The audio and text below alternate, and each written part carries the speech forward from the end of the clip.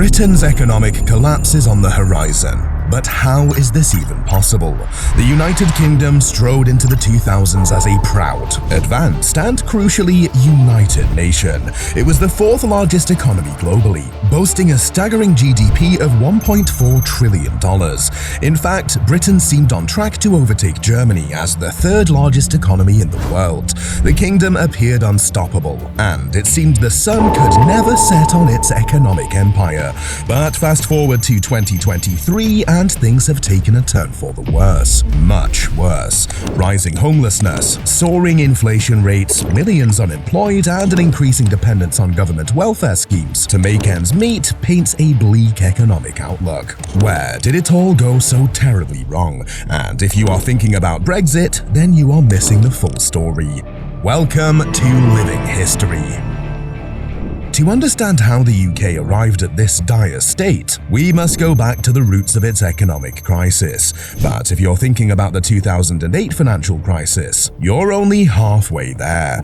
Before 2008 crippled economies around the world, the UK had already been accumulating a substantial amount of public debt for decades, and it is here that the root of the problem lies. You see, during the early 90s, the UK battled against a fierce recession, high interest rates, soaring inflation, a housing market in turmoil.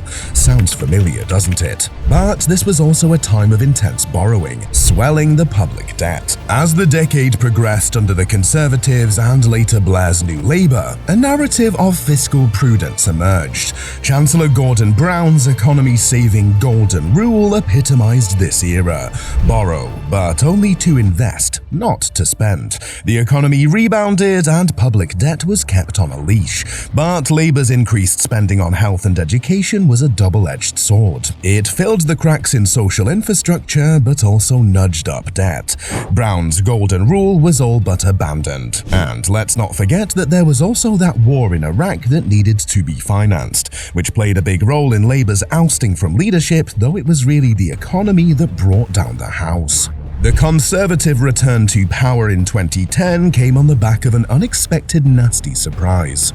The 2008 financial crisis triggered a severe economic downturn, pushing the budget to the brink. To illustrate the severity, consider 2009, when the UK's deficit skyrocketed to 11.2% of its GDP. The highest level since World War II. Attempting to control astronomical debt levels, Cameron's newly elected government was forced to implement austerity measures. This meant deep cuts to public spending, tax hikes, and a freeze on public sector pay. And with the recent unexpected return of Cameron to office, it seems the Conservatives are running out of ways to reshape the same mold into new solutions, which has plunged the UK to the depths of economic crisis. You see, these austerity measures didn't stabilize the economy at all. In fact, they instead sparked a reputation for one of the most economically unreliable conservative governments in history that thought it could fix a hole in a boat with a band-aid.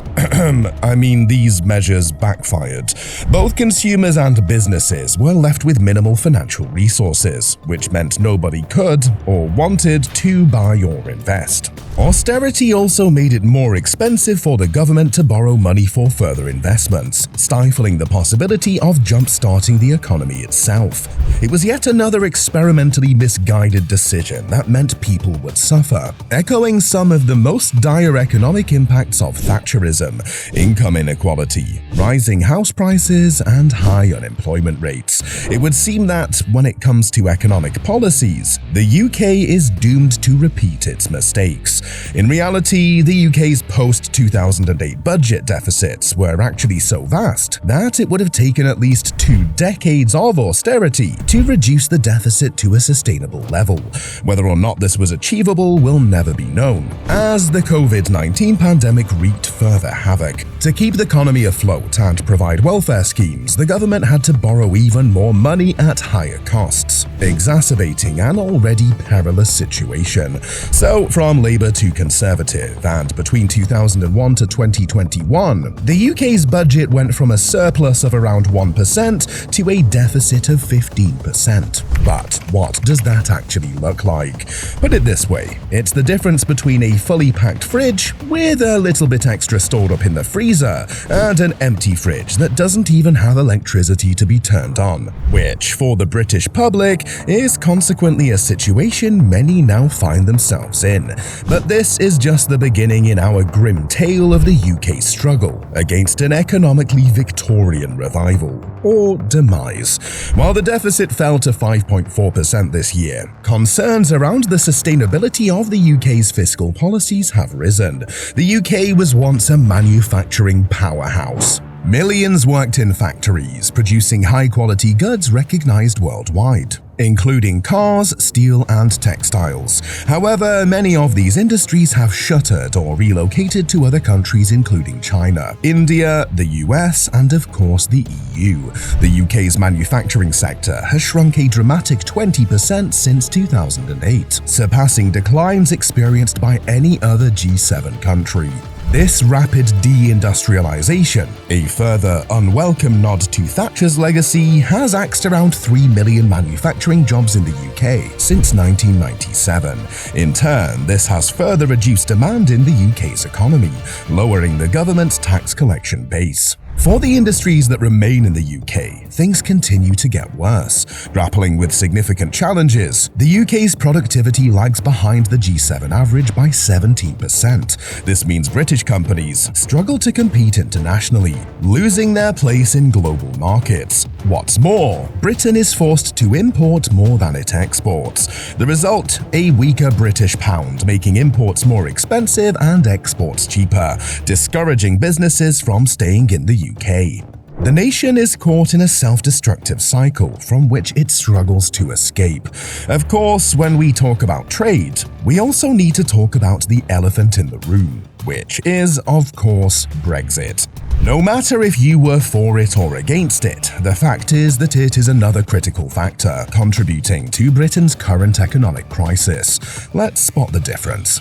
GDP growth plummeted from a healthy 2.1% to a mere 0.6%. Trade costs between the UK and Europe, Britain's biggest trading partner, increased, while trade itself has decreased since the vote. Once worth £668 billion in 2018, it has fallen to £544 billion. Employment opportunities have fallen. Businesses have jumped ship and swum away to Europe or Asia.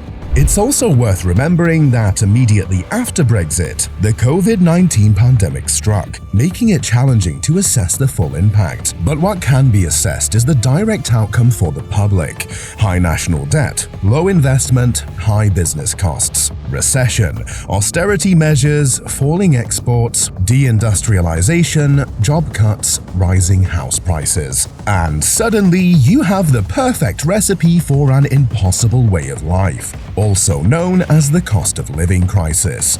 Consider this: the average household energy bill is projected to reach £2,600 per year in 2023, representing a staggering 54% increase since April 2022.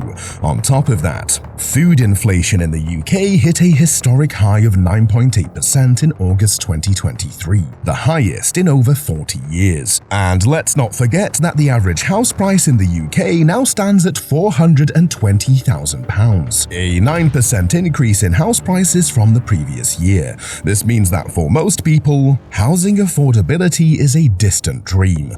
Meanwhile, the government itself faces challenges within, splitting ever further into groups fighting their own personal vendettas against whatever problem or person they have chosen to blame for the state of things. Instead, the focus should be on the fact that the United Kingdom, once a beacon of economic prowess, has found itself facing its most formidable economic challenges in history.